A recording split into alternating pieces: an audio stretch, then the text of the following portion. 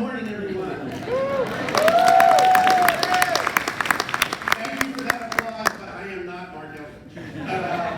I want to thank all of you for coming to the County Executive's first State of the County address.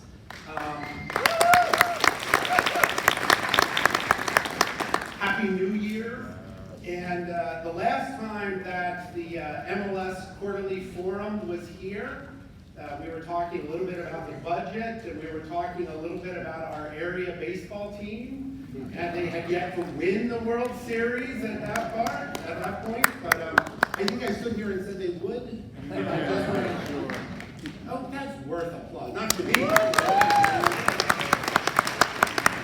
And for those of you who might know me, Rich Madalino, the Director of the Office of Management and Budget, but for people who might know me well, you know I'm very pleased to stand here and predict that the Washington Capitals will win this thing as well. But for my family will tell you I say that every year. And I'm pleased to say I've only been right once. At least I've finally been right once. So today is an important day for a lot of reasons.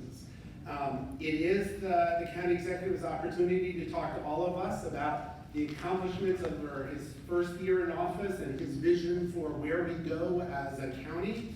But today is also the day that the County Executive introduces his FY 21 to 26 capital improvement program, the capital budget for Montgomery County. Earlier today, the county executive briefed the county council about his plan for our nearly $5 billion comprehensive capital budget. And so we are going to hear a little bit today about the capital budget, but we're going to hear a lot about his vision. But make sure that you spend some time going over the capital budget. I want to thank the great team from the Office of Management and Budget who helped pull together the budget plan. So our Deputy Director, Jennifer Malik, I don't know if she's arrived yet, but Mary Beck, who coordinates the capital budget for us. So we will all have a chance to personally thank Mary for the projects you got into the capital budget. So it was quite a lift, and as you may know, we do this only every other year in Montgomery County. So this is the big year for the capital budget, and you're going to hear a lot about that over the next few weeks and months. I want to acknowledge some of the people who are here today. As you may know, there are some exciting things happening in Capitol Hill. So our representatives from the area in Congress are not with us, but we have multiple representatives here from our fantastic congressional delegation. Joan Kleinman is here representing Montgomery County's own U.S. Senator Chris Van Hollen.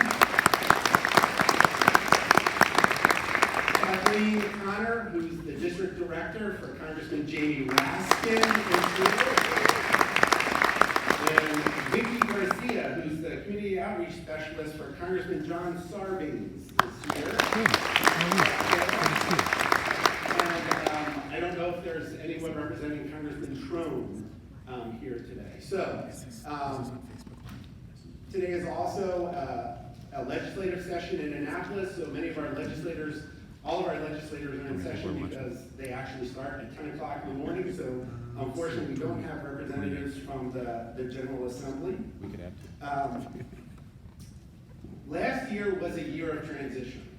I think we've talked about this before. It is the first transition in 12 years in county government, and when you're thinking about stability, it's only the second transition in 24 years in Montgomery County. So we all appreciate the extra effort everyone in this room, yes, our residents, our volunteers, our community leaders have put into making this year a success and helping out with the transition, helping us deal with the change, helping us bring new ideas to the fore. Sometimes we forget how much we've accomplished in just a short year and how many different people are impacted by it. So we've prepared a short video where we'll get a chance to hear not from elected officials as much as the regular community members about your impact on their lives over the last year. Hello, this is County Executive Marc Elrich, and I want to thank each of you for allowing me to serve you. I am proud of the work we've done in my first year as County Executive. The Council passed and I signed an historic racial equity and social justice bill, and we've already begun to invest in early childhood education. We have listened to and visited businesses all over the county, and through our For Business initiative, we have already improved our procurement process and opened small business assistance centers. We have over 150 volunteers working with us to develop a plan to address the urgency of climate change here in Montgomery County. We are working on multiple ways to improve our transportation options and also to address affordable housing. We also have maintained our AAA bond rating, receiving strong positive comments from the bond rating agencies. We have and we will continue to work hard to improve the quality of life for all people in this county. This is part of a circle, the Silver Spring Circle, which surrounds downtown Silver Spring. There are more and more people who are living and moving into Silver Spring who want to do most of their transportation or a lot of their transportation by walking and bicycling. And when there aren't proper facilities to separate bicyclists, pedestrians, and motorists, then serious tragedy can happen. And so this helps separate the different users. We must recognize and respect the work of our county's early childhood educators. We cannot build a system without them. A robust birth to 5 early care and education system integrates neuroscience and best practices to support each child's growth and development. A thriving system will ensure choice and access for families through a mixed delivery system that recognizes the true cost of quality early childhood education. So building a high-quality birth to 5 early care and education system will require visionary leadership, collaborative cooperation, and courageous investment. It's gratifying to be a part of this effort, and thank you for your commitment to early childhood education. And I want to give a special thank you to the county executive and council president, because you really have shown that your early care and education champions. I really want to thank County Executive Marc Elrich for his tireless advocacy for renters' rights. I remember when this legislation was being considered, and no one thought that it could pass. It was stalled. But I was then a board member. I wasn't in the State House then, and I just remember the county council member at the time just being tireless and relentless in his efforts to pursue this legislation. And look where we are now. So thank you so much, Mr. County Executive. First of all, we as a contractor just like to thank the county executive and council members for their foresight in instituting this green bank. We walk through a lot of buildings every day. We really understand the magnitude of efficiency gains that can be achieved in this county. It's a tremendous amount, but we need financing programs in place in order to make that happen. And so in the green bank, when we first started with the working groups, we took an active role in participating in those and helping Tom and the team formulate and strategize on some of the programs that would really have a good uptake in our community and the contractor community. I say, the old war horses like myself that have been around forever, just take a look at these people. They're coming with such good ideas and they want to make a change and they want us to deliver excellent services to the county. And they're thinking of ways to do this that, are cost neutral or no cost at all. It's a good thing all around, and I don't see why anybody wouldn't want to be part of it. It's just so great. Well, I think the department's moving in a very good direction. The leadership was great. The address was wonderful. I wasn't expecting it, but I thought it was wonderful. I think we're in good hands. Montgomery County is open for business for manufacturing. Not only is it a wonderful place to live with terrific schools, great education for higher ed, great other kinds of businesses, but for manufacturing in particular, this is a wonderful place to be. I want to thank you specifically, County Executive Marc Elrich. I think you've been a great leader, especially for business, for all sorts of things in the county, but for business in particular. It's very clear that this is important to you, and we are more than happy to be at the center of any type of development, from the business side, from the entrepreneurial side, and especially from the tech side. I think what we bring, there's not a lot of Bay Area companies that are now located in Silver Spring, and to the extent that you can use us to help get the word out that this is a great place, we would love to do that. To the extent that we can use this space for tech events and other stuff, we're happy to do that too. But thank you all so much for your support and for being here today, and we really look forward to what happens after today. Thank you. I'm an immigrant, I'm a coach, I'm a teacher, I'm a father, and I'm also a community organizer. Maybe a day God had made today to have this executive order signed by the government, or big guy here to make sure our fear. 2 weeks ago, when this order came into, start the 10 people, we had a training of our family, stay home because they cannot come to the practice. Because parents say, coach, we don't know if you get out, what's gonna happen. But I believe from today, I can have them on the practice from tomorrow, and then their life on their house can continue and be proud.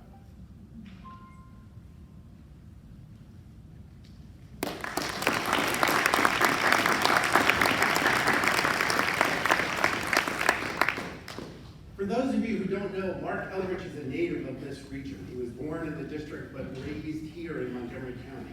He's a graduate of the University of Maryland. He has called Tacoma Park his home for much of his adult life. He spent 19 years on the Tacoma Park City Council. He spent 12 years as a member of the county council. He is Montgomery County's 7th county executive. I've had a chance to know him for 20 years through a variety of roles.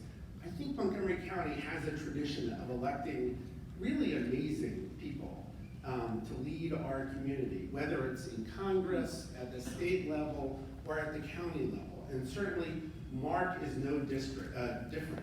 For those of us who've had a chance to spend time with him, he likes to talk. He likes to dig into the issues. He really wants to know what is happening, why. He has a big heart. He is concerned about the people of our county and making it a better place to raise a family, to start a business, to grow old and retire. We are fortunate to have him as our county executive at this moment in time. And so now, ladies and gentlemen, it's my honor to introduce our county executive, Marc Elrich.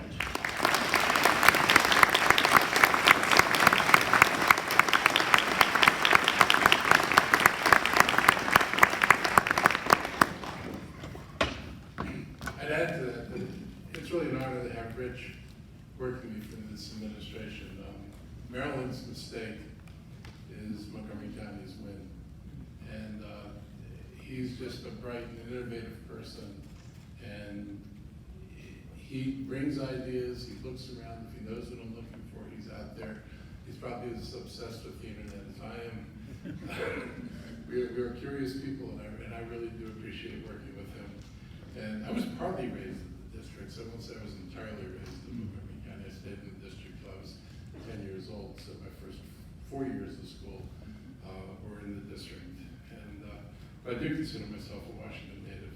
The other, good thing for Rich, you can talk about the Caps and the Nationals here. Because if he had been governor, that would have been tough. He might have been obligated to talk about Baltimore. Anyway, I just want to thank everybody for coming out here today. I don't know that I haven't done the state of the county just before, and hopefully we'll get a better picture of where the county's going when I'm done. I want to thank the council members who are here, Sydney Katz, Evan Glass, Huck Berry, Darren Pollard here from Montgomery College. These are all people who are partners in moving things forward. And I especially want to thank our employees.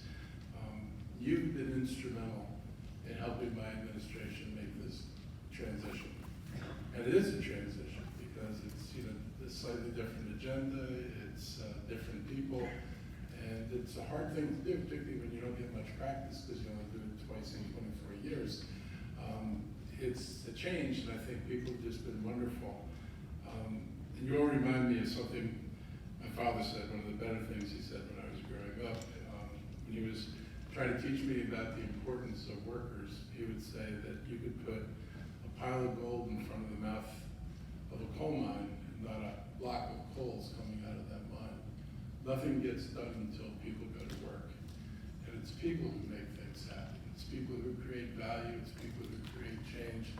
And I've been informed by that my whole life, and my experience in the county, both as a council member and now as an executive, is that you are the people who make change and make a difference. And so for the employees who are here, and those who are back on their jobs, and we can fit 8,000 or 10,000 people in here, I just want to say thank you. I want you to know how much I appreciate what you've done and what you've been able to do to help make a difference in the county. Our county is fortunate to have this talented workforce, and I really do appreciate your commitment. I've already acknowledged the council members. Boy, did I go off script. I'm not used to this teleprompter thing. But I want to thank the council for their partnership. And we got through some really big things last year, and we were able to take steps that helped make the county a more equitable and inclusive place. And as leaders, we often talk about our diversity and how it makes our county special. But last year, we truly embraced our diversity and stood together on two major actions. One was the Promoting Community Trust Executive Order, which is something we talked about with folks on the council and the community before we put it out there. If there's a signature of what Montgomery County is, building community trust is a huge part of that signature. The second thing is passing the Racial Equity and Social Justice Act. Nancy and I started working on this back when I was still on the council, and there are few jurisdictions in the country that have done this. It requires not just policy changes, but it requires introspection. And it requires us not just to make sure that we check the right boxes, but it requires us to make sure that the people who work for us have the kind of understanding of the diversity of cultures and people who are in Montgomery County, so that we make the right decisions, and it's more than just checking a box. I think we sent a message to the region and the world. Montgomery County has been and will continue to be a welcoming place for all. I also want to welcome and thank the municipal leaders throughout the county. People sometimes forget Montgomery County has 21 municipalities that works to deliver services to people who live in our towns and cities. I live in Tacoma Park. I was a Tacoma Park council member for 19 years, so I know what that means firsthand. So I want to thank the leaders for their work to make the county a better place. I want to thank the state legislators who are busy in Annapolis right now. We had a good year last year. We worked very closely with them. We were able to stay as a team, and I'm going to be spending a lot of time down there. We'll talk more about that later.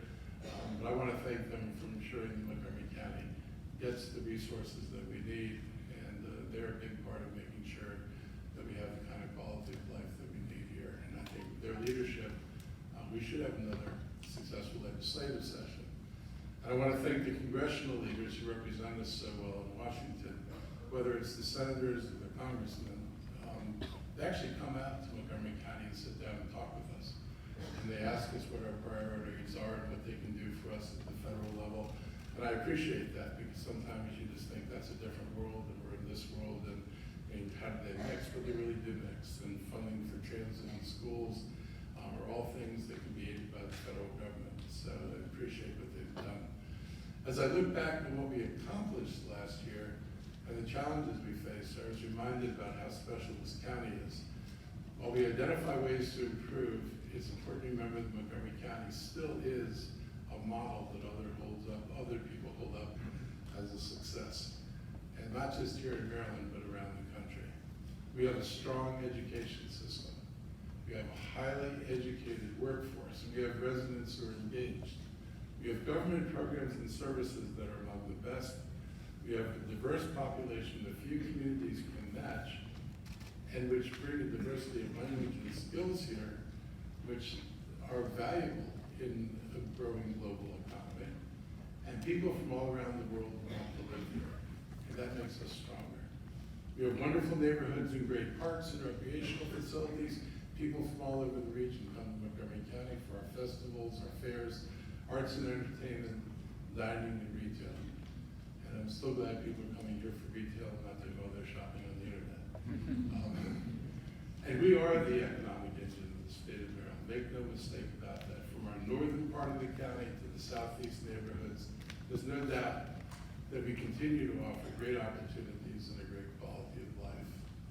So we have a lot to be proud of, but not everyone is doing well in Montgomery County. Our prosperity is not evenly distributed. So in the years to come, our challenge is to sustain and improve our quality of life while growing our economy in a more equitable and inclusive way.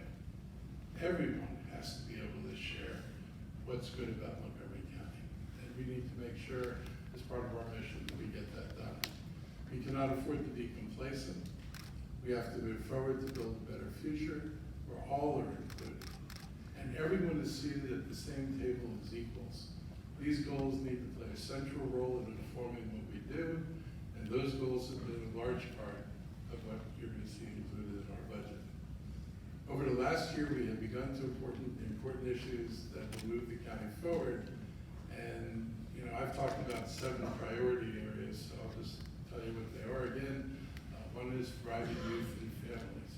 How do we make sure the children and their families continue to prosper and be successful in Montgomery County? And how do we help those who are not prospering and are not successful? We need to grow the economy. You cannot continue to do more things. If you look at the things folks have put on the table for the county to do, without growing the economy, you don't get the resources to be able to do those things. So I'm fully aware that we have a responsibility to grow the economy as part of the work we're doing. We need a greener county. We are part of a global crisis. We need to do our part to make sure this county becomes greener. The previous council set very high objectives for us to meet, and we intend to meet them. We need a county with easier commutes. I just drove down George Avenue this morning coming here. That was a treat. At least the excuse was they were doing major repair work to the road, but I could have easily been bottled up on George Avenue if I was coming in about an hour earlier. And so I know we need to do a better job of moving people. And we need to be a more affordable and welcoming county for a lifetime. And this applies to, both, seniors and folks at the beginning of their adult lives in Montgomery County. We need to help seniors be able to age in place, and we need to help young people find housing in Montgomery County.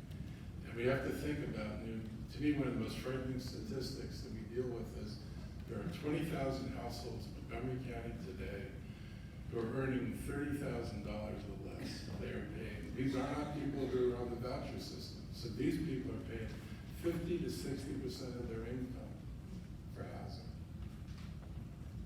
That means you're paying $1,600, $1,500 out of your a month out of your $30,000 income just to stay in Montgomery County. That's an enormous lift, and we need to do a better job dealing with that. We need safe neighborhoods, and we need an effective and sustainable government.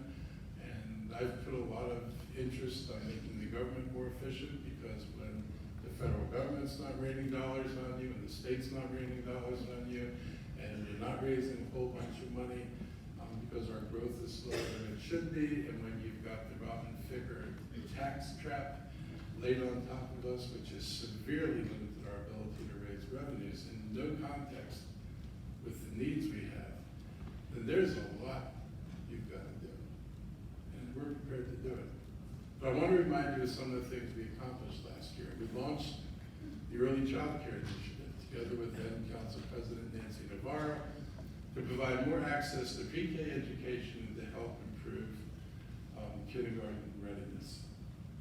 We strengthened our code enforcement through inspection of the troubled apartment buildings and around the county, and created one of the most aggressive enforcement programs in the region to ensure that people have safe and affordable housing.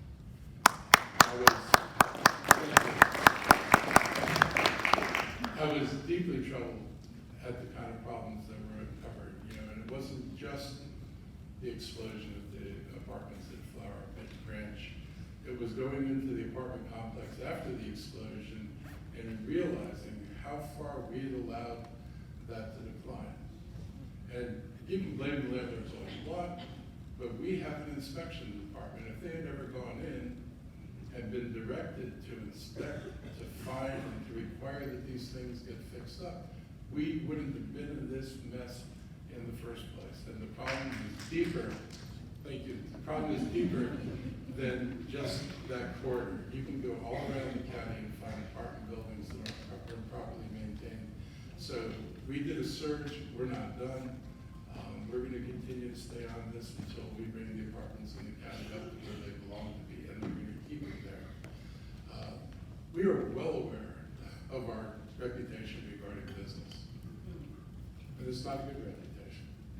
And when people tell me that if they located a business or one of their friends wanted to locate a business, they pick someplace else, that was troubling. When I heard this every place I went during the campaign, and Cindy Katz and I talked about this. We also talked about in the context of the minimum wage that if we were going to require more, we have an obligation to look at some of the burdens we put on business and make sure that what we require are things we should require, and we don't require things, and we don't have processes that are overly complicated and overly expensive. And so we're determined to change that reputation for the better. I want Montgomery County residents telling other Montgomery County residents to open your business here, not in Frederick, not in Arlington, not in the district, but here in Montgomery County. To that end, we visited and met with hundreds of business owners throughout the county, large and small, to learn about how we can improve the county's business climate. We wanted to learn more about what's happening and how we can, in order to improve our business climate, we launched our For Business initiative. We listened to small business owners so we could find ways to eliminate the unnecessary regulation and bureaucracy. We opened small business resource centers in Germantown, Silver Spring, and East County, and we're soon be opening additional centers in Bethesda and Wheaton. We reformed our procurement process, making it more transparent and user-friendly. It includes a solicitation tracker. For years, people would say, I have no idea where my contract is. Where's my contract? No one's talked to me. But now, you can go online, check the status of any solicitation throughout the process. Any solicitation. So if you're interested in who we're doing business with and what those contracts look like, you can actually see that now. Additionally, in the very first For Business forum, a local business owner complained about the size of a landscaping contract that he was bidding on. And he had over 150 pages to review. And in order to do that review, we talked about probably needing a lawyer and needing an accountant to evaluate what was being asked of him. And so a lot of people, and he wasn't the only one, he said, I don't even bother to bid on county contracts. It's too hard, the profits are too small given the size of these small contracts. I can't afford the lawyers and the accountants to tell me whether or not I should even bid. So in the same week, the Office of Procurement created a paragraph summary review of the contracts. It provided a link that allowed vendors to view the scope of the solicitation in just 10 pages. That's a big deal.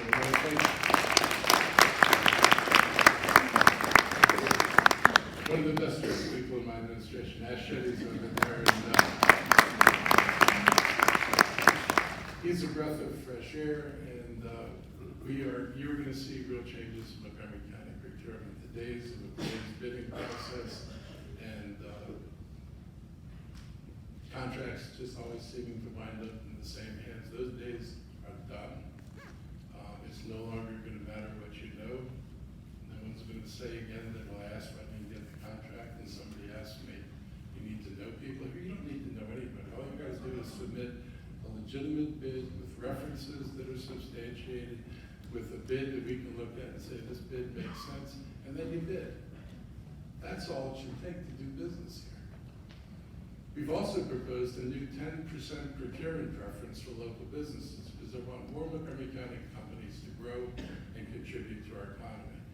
And frankly, I got tired of county residents telling me they should set up shop in another close by county because that other county had business preferences, and so they could bid there and were protected. They could still bid in Montgomery County, though they didn't think they ever had a shot at getting a contract, and they weren't protected. So we're going to make sure that our businesses get the protection they deserve so they can bid here and have better chances of getting contracts. And other jurisdictions want to mutually disarm, we can mutually disarm. But if our folks are going to be at a disadvantage someplace else, we're going to make sure that they're advantaged in Montgomery County. So hopefully this will bring about more business for local people, and we think it's important. Our preference actually includes being willing to pay a little bit more for local contracts. And why are we going to pay more for local contracts? Because every dollar I give to a Montgomery County company is probably staying in Montgomery County. They're paying rent here, they're supporting property taxes here, I'm collecting their income taxes, I'm protecting their personal property taxes, so I get a lot back. This county benefits when businesses are here and growing. So why wouldn't I give some preference in the selection of a contract if I know that I'm going to get money on the back end and back to the county? So this is important, and these kind of changes we think will make a difference, along with our aggressive recruitment of other companies to come to Montgomery County. We've begun to tackle the emergency that is climate change, and we assembled 5 climate action technical work groups. And in the beginning, there were people who wanted us just to hire consultants. Well, consultants have done major reports around the country, and the stuff that's in the other cities is pretty much the stuff in this city or this county. But there are differences in Montgomery County, and we were able to put together these work groups made up of volunteers, county residents, most of them, who have time and expertise to work on that. We got people from the EPA and other groups who normally would be engaged with the federal government that had an interest in climate change, except they don't have to work for one now. And so they're volunteering for us. And so we've been able to pull the energy and expertise out of people in our community. They have put together recommendations, and we will be coming forward with a set of recommendations within hopefully the next few months. And we're going to go down the road to addressing the issues of climate change. And for people who think that if this is not going to be a top-down process, dealing with clean water was top-down. You wouldn't have it today if the government didn't require companies to deal with it. Clean air, you wouldn't have it today if government hadn't stepped up and said you have to do it. The idea that businesses all by themselves, large industrial corporations, are going to deal with climate change all by themselves, you'll wait a very long time. The poles will be melted before anybody moves on that. Sometimes when the government takes the lead, it's the right thing to do. But I will say, in every one of the other examples where government led, whether it's cleaner cars, cleaner water, cleaner air, they actually generated industries and businesses that produced jobs and income for people. And oh, by the way, the economy did not collapse. Auto manufacturing didn't flee the United States. So there's a value in what we do. We are going to be leaders in this. We cannot meet our climate goals without a concerted push for transit also that gets people out of the cars. That work is underway. In just a few months, you're going to see flash bus service on Route 29. I will say it was supposed to be called BRT, but until they put it in dedicated lanes, so it's truly bus rapid transit, I told them, you have to give it a different name. Anybody looking at that and saying, that's what you mean by BRT? Because it's not what I mean by BRT. So the name's going to fit what the project is, but we're looking at dedicated lanes. When all the lanes are dedicated, we'll change the name.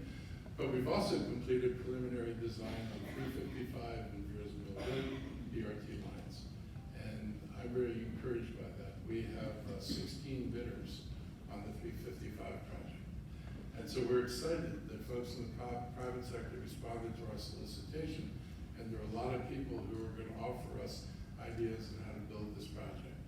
But we also launched this Flex on Demand transit pilot service, and we're doing it in Wheaton and Rockville right now. It's an interesting process where you actually can call Flex and have a bus pick you up at the nearest corner to your house and take you within a 2-mile radius of the metro stations. I think it has enormous potential for neighborhoods around metro stations, because if we could get small buses into neighborhoods and people knew they could call and say, I need to be on a bus at 8:10 and know that bus is going to be there, I think we begin to get more people out of the close-in neighborhoods around the metro to start using this. And so hopefully the pilot pans out and we expand it to all the areas around the metro stations. So much of the things that we've done and much of this success can be attributed to, I think, to our focus on trying to make government more effective and innovative. And I've posed a fundamental question to managers and workers alike. And I've been very blunt about this, and I've asked people to imagine that you're walking into this workplace, and this is a new business we're standing up, and you're part of the first team that's going to set this business up.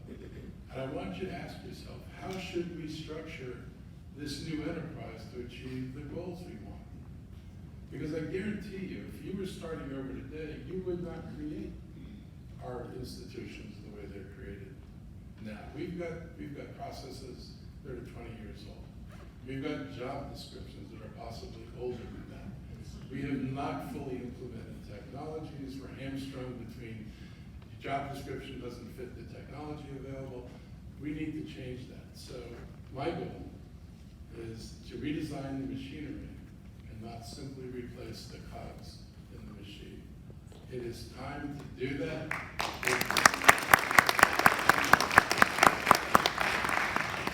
It goes to one of the hearts of our financial issues, that if we ran this place better, we'd have more resources to spend on things. I'm not, out here saying we want to do tax cuts, because I got too many needs to be talking about tax cuts. But I know that I've got resources tied up in places that we can liberate them.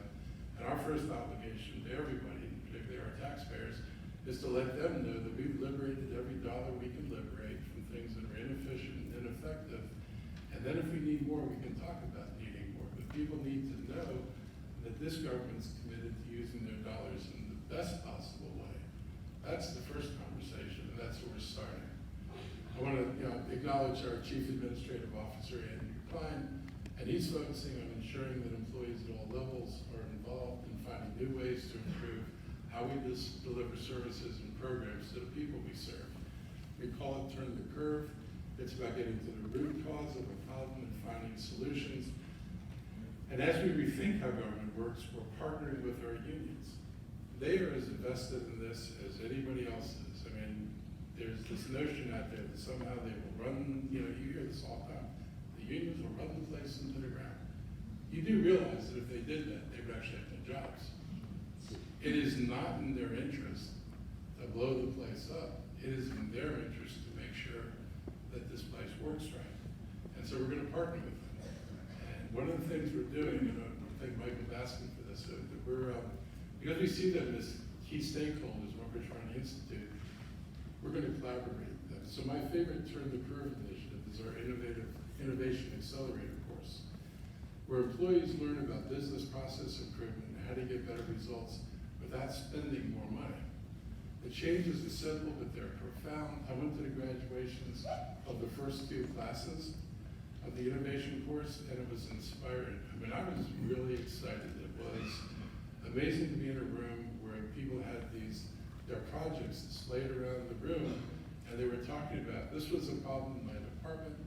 We thought about how can we make this better, how can we save money, how can we save time, and they put these projects out there, and we're going to be implementing this stuff, because this is the intelligence and inspiration of people who do these jobs every day. And when asked, could you do it better? They're like, yeah, we can do it better. And so we've got a third cohort coming up. It's oversubscribed. So there's a waiting list to take these classes. We're going to make these available to our workforce. And I'm confident that at the end of the day, we're going to transition our workforce. It's going to be a more productive, a more thoughtful, and frankly, a more engaged workforce, because they're going to know that what they say matters. And if they have ideas, they're not going to be told we're not interested. They're going to be told we're very interested. And it confirmed my belief that we don't automatically need to bring in consultants to tell us how to reorganize. I always think of that, I guess it's at The Office or the movie where they bring in the consultants who have no clue, and they're like firing all these people, and it's just like, yeah, you can do that. It's easy to shrink the workforce. You just, go down the tables and execute every third person and they're gone.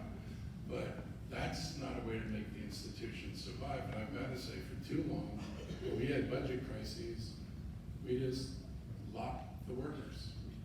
And so you you lost the people who delivered the services, which didn't make us more efficient, didn't make us better, it just means we delivered less services. So we're taking a different approach to this.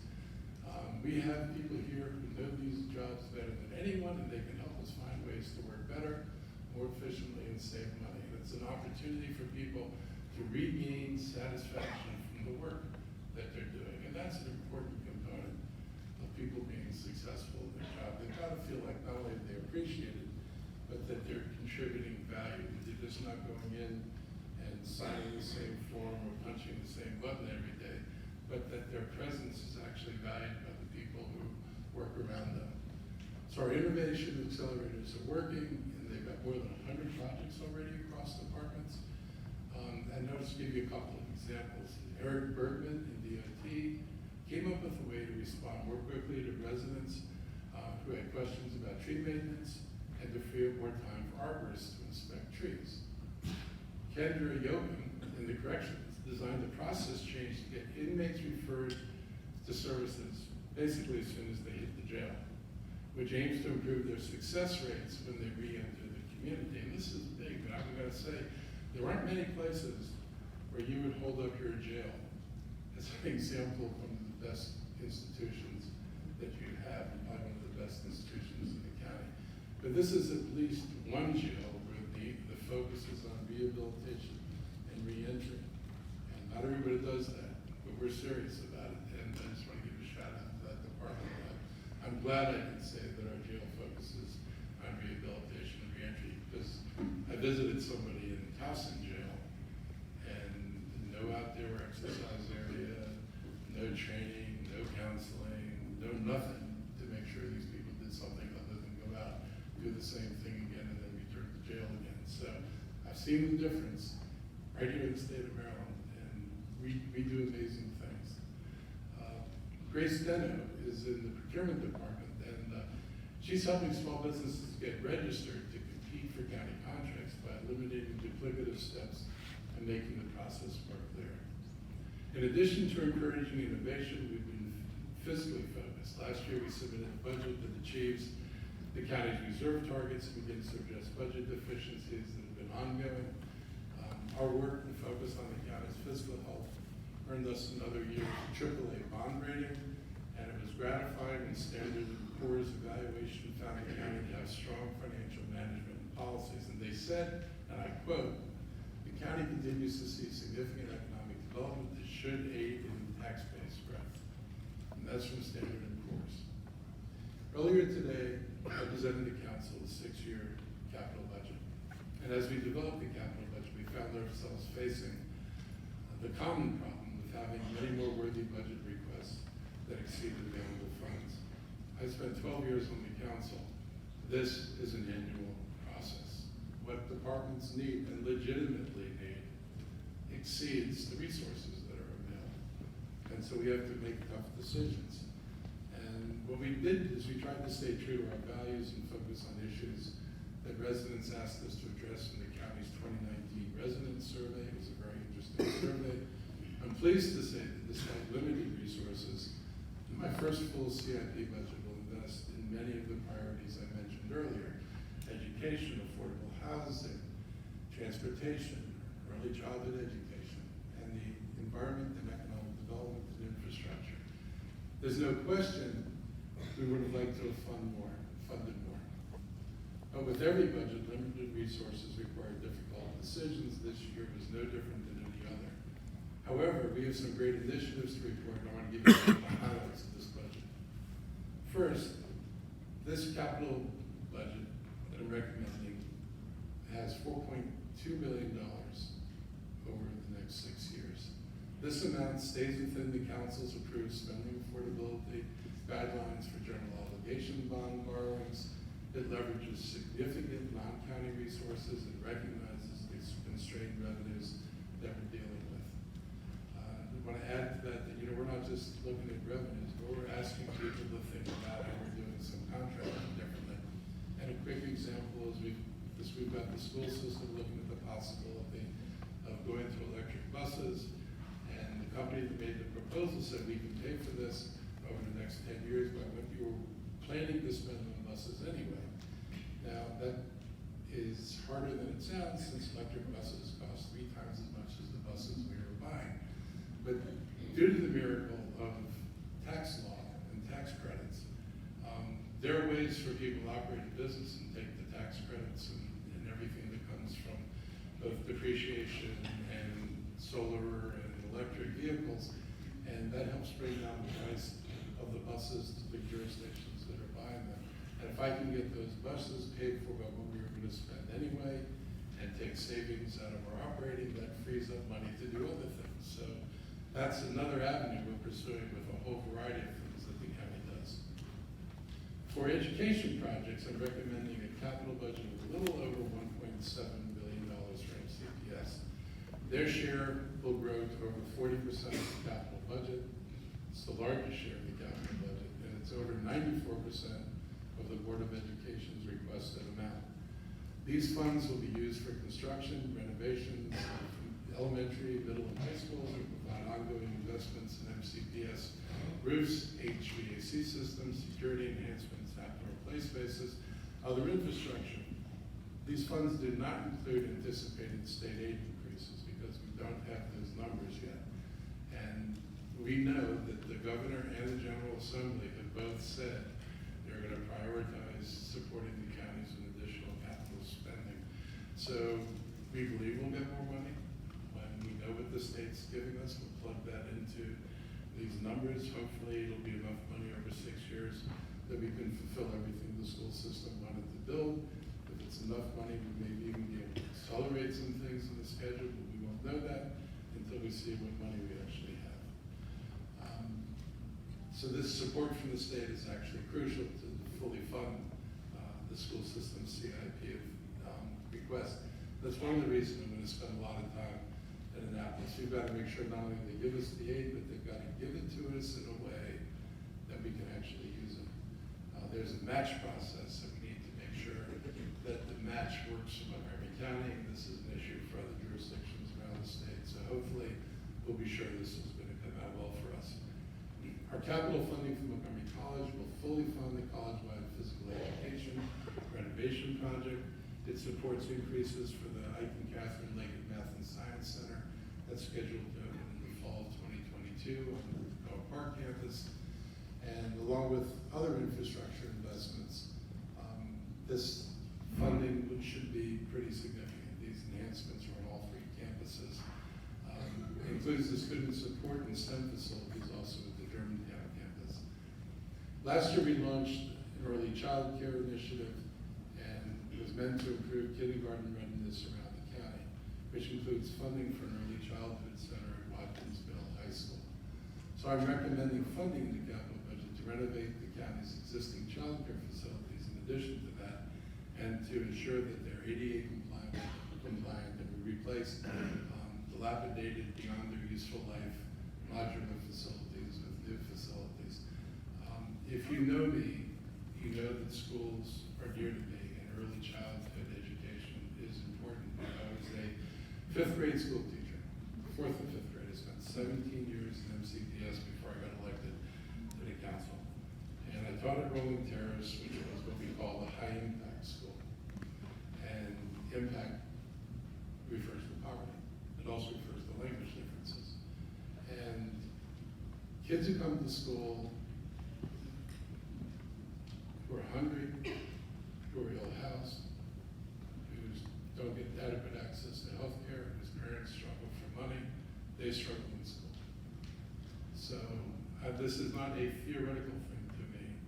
This is real classroom experience. This is seeing kids hungry, and then you wonder why they're crying instead of doing their work. Well, hunger will do that to you. So what we do with the schools is important. Being ready is important. You know, the statistic in the county is that half the kids entering kindergarten are 2 years behind, and I keep reminding people, 2 years behind at 5 years old. I think most of us in the room with the parents, I think we know the difference between 5 and 3. That's a significant difference.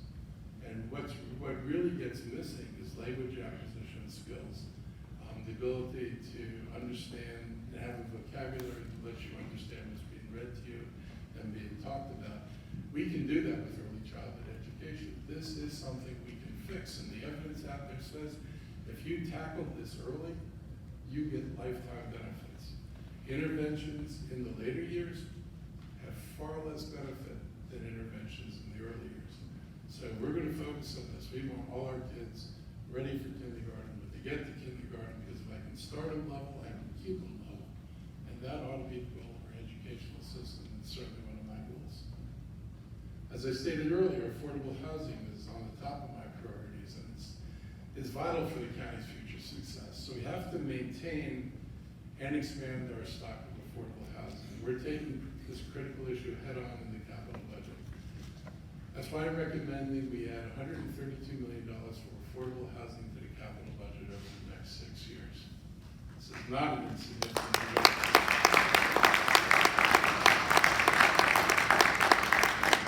It's a record level of funding for affordable housing projects for our capital budget. These funds will be used by the Affordable Housing Acquisition and Preservation Project to facilitate efforts to preserve existing housing stock and increase the number of affordable housing units in the county. Preserving the existing stock is the most cost-effective way of dealing with affordable housing. And if we continue to let it evaporate, and Rob Goldman, years ago threw out a number that the county lost 35,000 affordable housing units since 2000. That was probably back in 2012 or something like that. We can't continue to do that. There was an article about Arlington, where other than things that had hard protections on them, they lost all of their affordable housing in a short span. We can't afford to do that. If you do not protect what you have today, you'll never build enough housing to replace it. You don't have the dollars to build it to replace it. I can count, you can count. If it's costing it's costing $200 or $300 to build housing. If you're doing high rises where the costs are $400 a square foot, you're not going to build very much affordable housing. We've got units, they may need renovation, they may be older units, but renovating them and keeping them in the supply of affordable housing is the most effective thing we can do. It's not the only thing we're going to do, but we're going to do that. We're going to focus on expanding it. This capital budget also includes a new affordable housing opportunity fund to leverage funding from other partners that will support short-term financing while affordable housing developers arrange for permanent financing. We believe we can leverage our money 4 to 1. We're putting in $10 million this year, another $10 million next year. So by next year, we should be able to leverage $100 million. We have a total of $100 million. And what this does is, people have come to us and said, we'd like to get a hold of this apartment complex. We're not sure how we're going to fund it. And before we can figure out, or they can figure out a funding mechanism for the long term, that project has been sold and off the market. We need to be more nimble, and this is going to get us a tool where when projects become available, we're going to have the opportunity to step and say, we want that building, and we'll be able to work with nonprofits to give them enough time to line up financing that makes it possible to hold the units in the long term. So that's one of the things that we're going to be really focused on. I really want to thank Frank and Asim, who've done amazing work in the housing department. I brought you here because of your expertise. You have really strengthened what we can do, both your past experiences, and Asim was a real estate guy in Fairfax County. They do things that we don't do and haven't done. And it's just been a breath of fresh air to have people come in and say, there are other ways to do things. And it's really good having these guys on board. So thank you very much. And thank you for this very innovative proposal.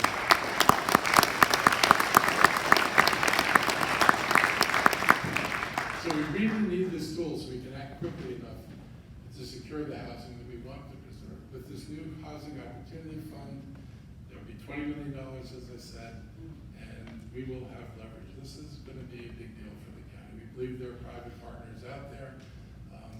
We're not experimenting. This is a track that other people have gone down, and so I think you're going to be very pleased with the results, and I'm really happy to have this new tool in the department.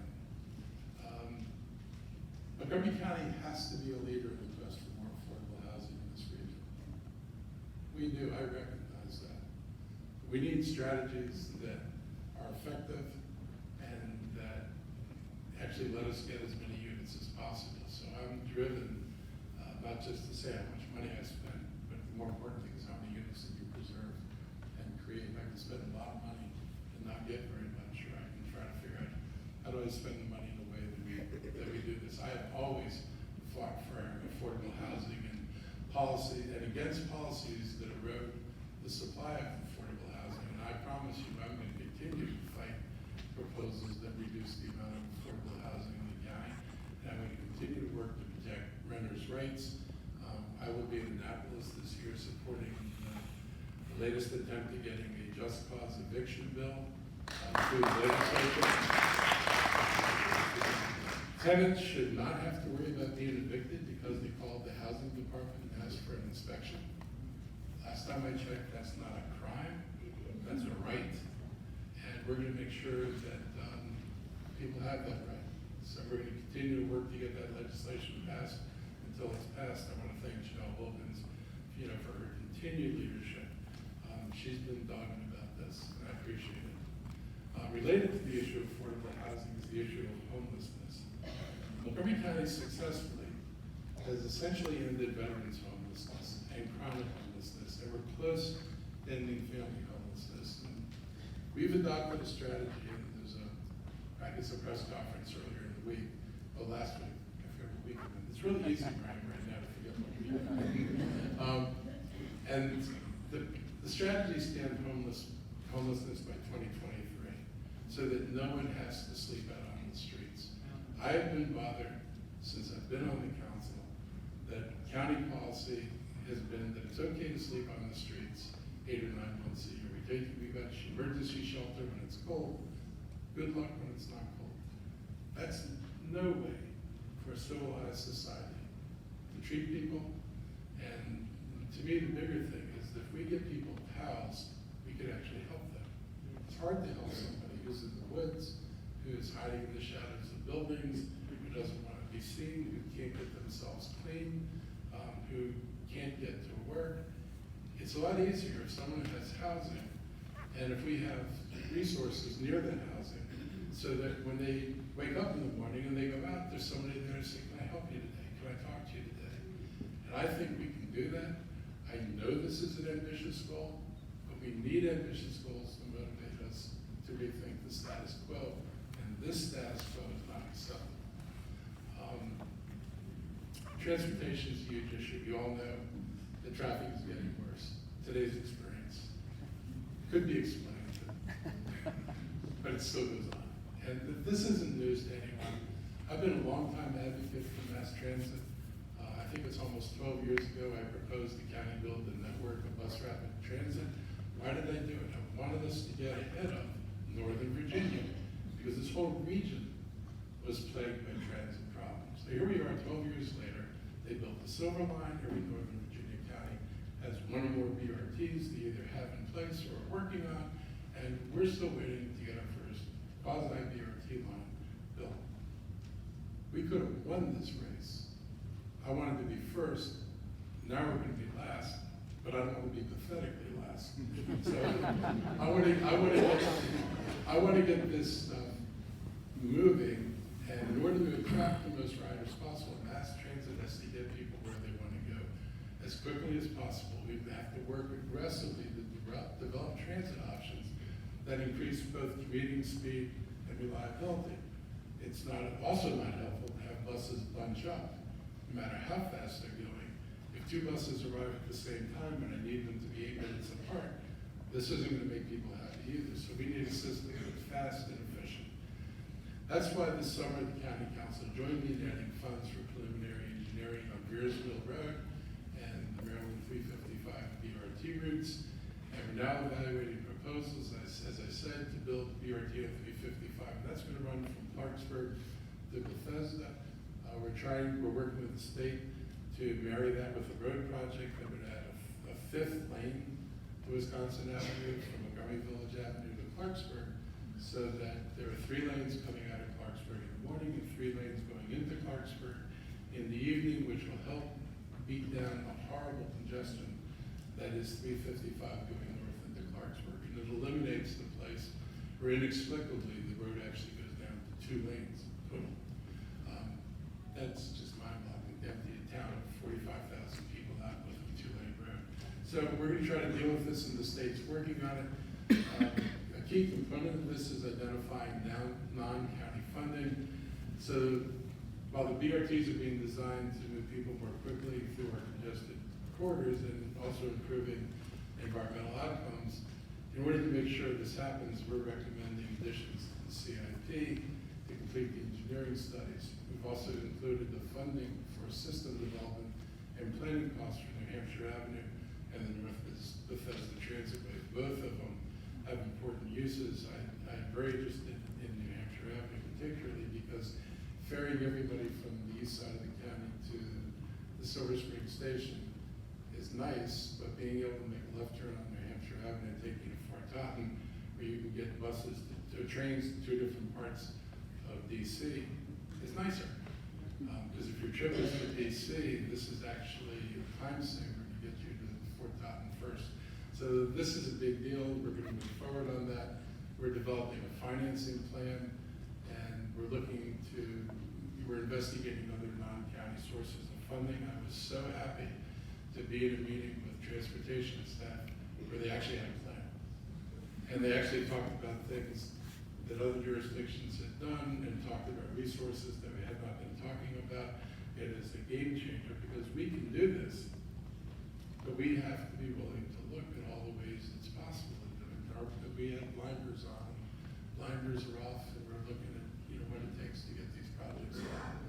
So we'll be talking to the council and to the public this spring about financing options.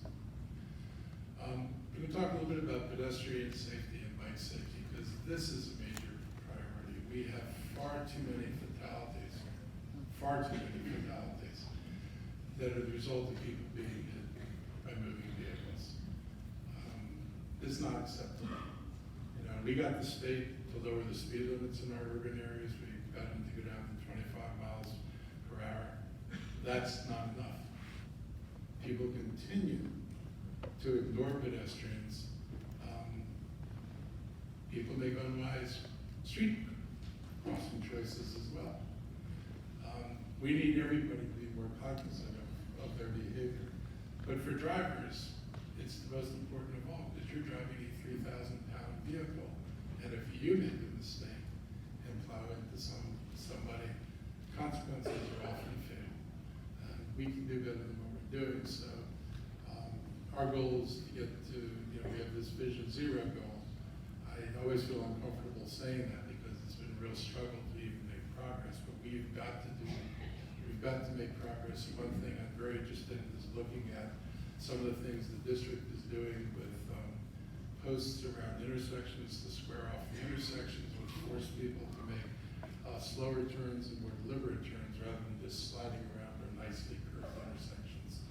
To accomplish all this, our CIP includes over $266 million for projects that directly relate to the county's Vision Zero initiative to reduce death and serious injuries by 2030. We're going to look for ways to make our intersections safer, and hopefully looking at what they're doing in the district will be one of the things that we consider here.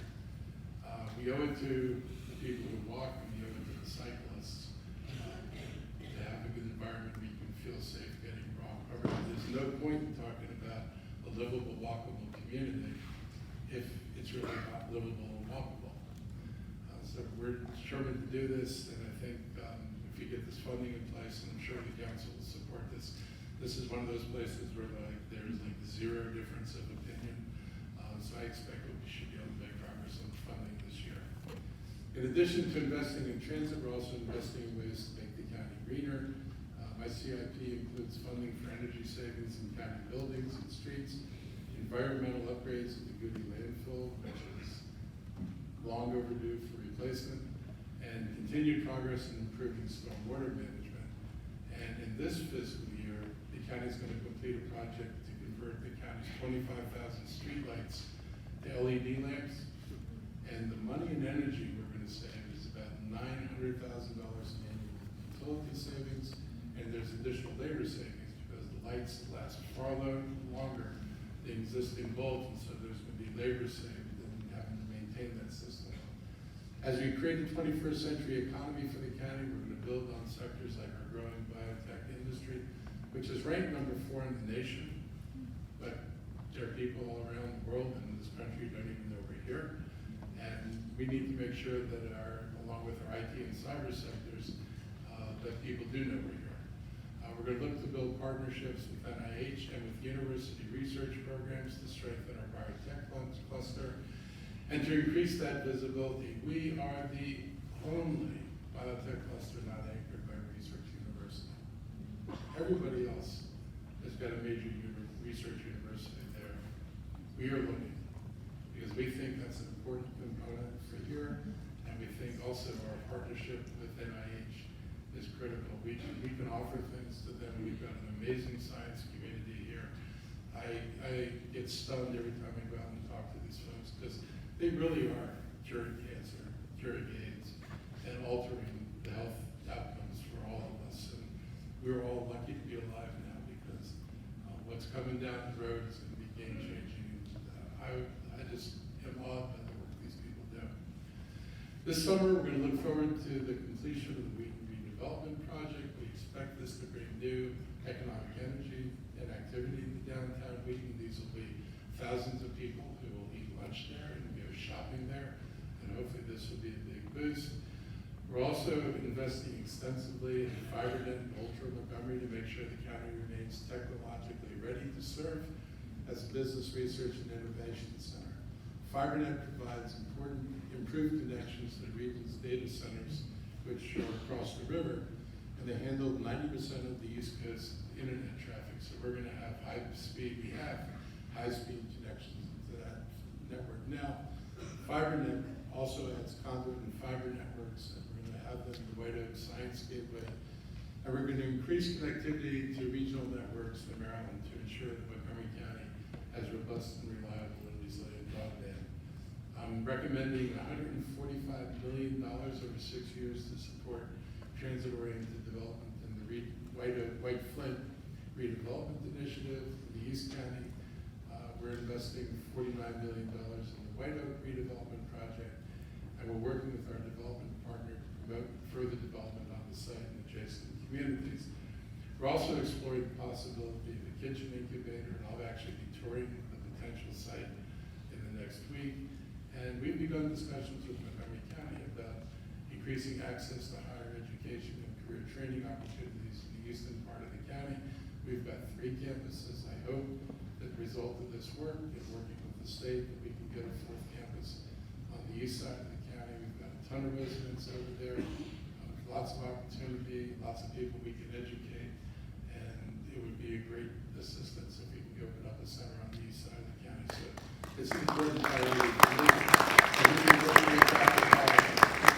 And her staff, because I think everybody recognizes that part of equity means things have to be equitably distributed around the county.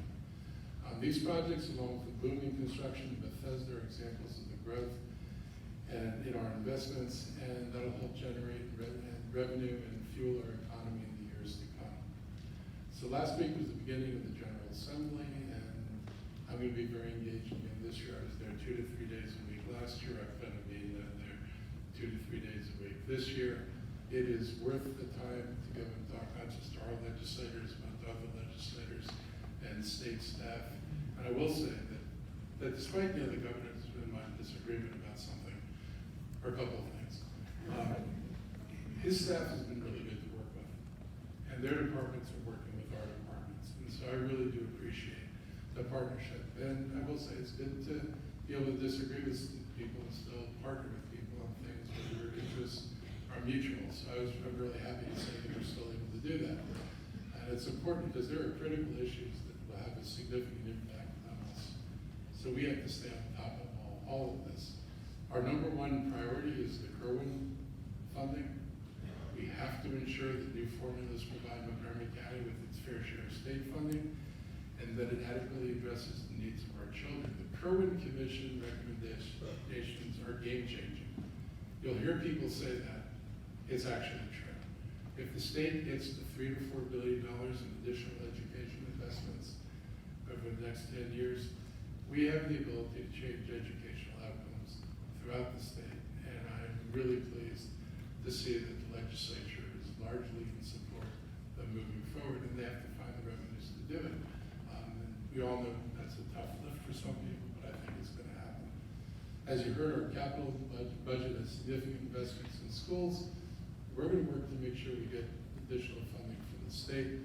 I'm confident that we're going to make that progress. Too many of our schools are overcrowded, and they need modernization. And so construction is really paramount. Last year when I was down in Annapolis, I would tell people, I want money for construction. And then I would go to the operating committee and say, and I need money for teachers. Because you can build me classrooms and I don't have teachers, it doesn't do me any good. And if you give me teachers and I don't have classrooms, it doesn't do me any good. So we need both. And so we're working to do that, and that's going to be my priority focus down there. We're also working on transportation issues. We're going to fight to get the Corpus City's Transitway put back in the state's transportation plan. I'm reasonably confident it'll go into the plan. We may not have money, but we need to have it in the plan so we can say it's a joint project. And we're going to look to the state to renew its commitment to fund transit projects.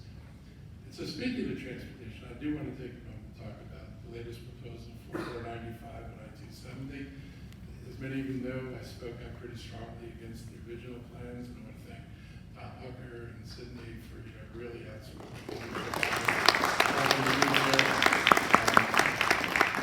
This was really important, and this is an example of citizens actually affecting a policy outcome. So last week, the governor and the comptroller offered a revised plan that I think puts a stronger emphasis on public transit. It includes a funding stream for transit projects and a funding stream that we've been told will be bondable. And being able to bond on a funding stream is a big deal. If you give me money and I can't bond on it, I don't get the multiplier effect. The governor's proposal starts work at the American Legion Bridge. A year and a month ago, I sat in my first probably public address, and I said if the governor were serious, he'd start at the American Legion Bridge, because that was not the plan. And a month later, they said, we're starting at the American Legion Bridge. And it wasn't because he was listening to me, but the truth was, if you do a traffic analysis, you go to where the clog is, and you fix the clog, and then you see how it moves, then you fix the next clog. You don't go to the back of the clog, thinking that somehow the front of the clog will behave differently if I work at the back. So I was really appreciative of the fact they've done this, and we're going to be working with the state. And I want to assure people that we did not sign off on any project. What we signed off on is a willingness to partner with us to engage our transportation people in the planning of this new project. So we're going to work with the state to design an option from the bridge to I-270 that does not impact residential communities. I am as concerned about residential communities along I-270 as I am along the Beltway. They're all county residents, and negative impacts need to be avoided. And we're going to encourage the state to advance the segment from I-370 to Frederick as quickly as possible, because if you take a bunch of lanes and then you collapse them at I-370, you're going to have a god-awful traffic jam. And it needs to go all the way up to Frederick. Frederick needs the relief. Their roads are overcrowded coming south in the morning and north. And, the governor is the governor of the whole state. And this is one of those examples of you need a project that deals with all the counties affected by it. So I'll be supporting efforts by Frederick County to make sure this project goes north. And that'll help county residents too, because once that becomes a traffic jam, and if you're bound for Clarksburg, you would not be getting there fast. There are a lot of details that worked out, but I think we now have the opportunity to provide congestion relief in a way that's more environmentally sensible and appropriate and supportive of transit. So we're going to be working with the new leadership in Annapolis, and I'm confident that we're going to be working with this delegation on all these issues to get the necessary resources and policy changes to close some of the gaps we have in our own budget. And we make a huge contribution to state revenues. I don't have to tell you that. And I want to make sure we get back more of what we can contribute. So, in conclusion, so today I'm proposing a future for Montgomery County where, because of our changed business climate, businesses are clamoring to come here, and the businesses located here are growing and prospering. We're talking about a future with more affordable housing for people who are moving here, for people who already live here, and for older people to help them age in place. They don't always want a new house, but what they need help with is, can I get chores done? Can somebody change my light bulb? Can you do minor maintenance? Because if I can get help with that, if I can get a trip to a doctor's office or a grocery store, I can stay in my house. A lot of people don't want to move, but it becomes harder to do that as you age. And so we can, at very low cost compared to building units, help people stay in the units they already own. We want a future where people are moving around on our sidewalks and streets, on bikes, scooters, cars, their feet, or rapidly traveling buses, and they're able to make these movements safely. We want a future where air is cleaner, where we're reusing and not creating more waste. I want a future where our diverse populations feel welcome and appreciated because we are an equitable and inclusive community. Franklin D. Roosevelt once said, and probably my all-time favorite president, the test of our progress is not whether we add more to the abundance of those who have much. It is whether we provide enough for those who have little. That means that we provide good paying jobs for people. It means that we can ensure that people have access to quality health care. It means that our schools are strong and educate everyone, that our streets are safe, our neighborhoods are clean, and that we accept the responsibility to fight climate change and to meet our goals to eliminate greenhouse gases. And we can have a county where a person's zip code does not determine their future. If our legacy is anything,